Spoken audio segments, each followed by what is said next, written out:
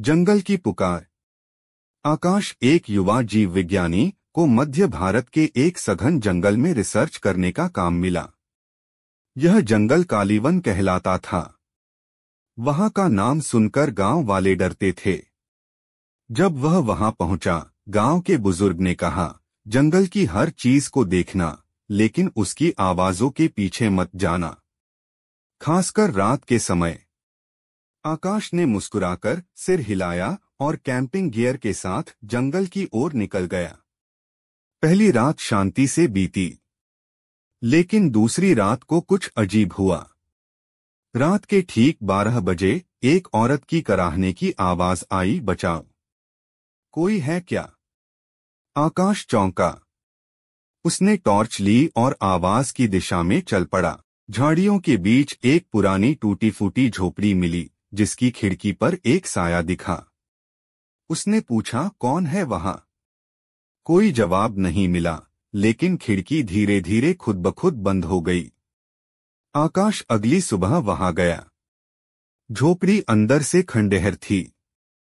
दीवारों पर लाल रंग से कुछ लिखा था, जो सुनता है वही गुम होता है। नीचे जमीन पर पुरानी तस्वीरें पड़ी थीं, एक औरत और 2 बच्चे। पीछे लिखा था, हम कालीवन में खो गए, हमारी चीखें अब पेड़ों में रहती हैं। आकाश ने तस्वीरें अपने बैग में रख लीं और कैमरा ऑन कर लिया।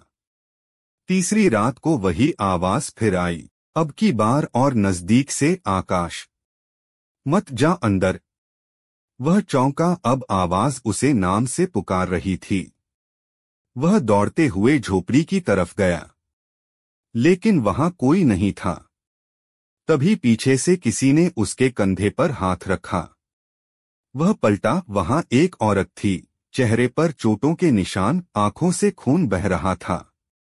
उसने कहा, हम तुम्हारी तरह जिज्ञासु थे, अब हम यहां फंसे हैं, मत रुको, भाग जाओ।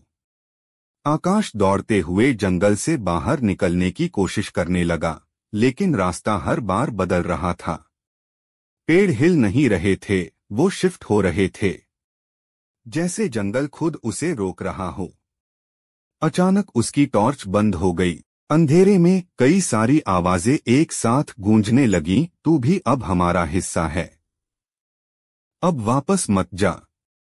वो जमीन पर गिर पड़ा। आंख खुली तो अगली सुबह थी। वह गांव की सीमा पर बेहोश मिला।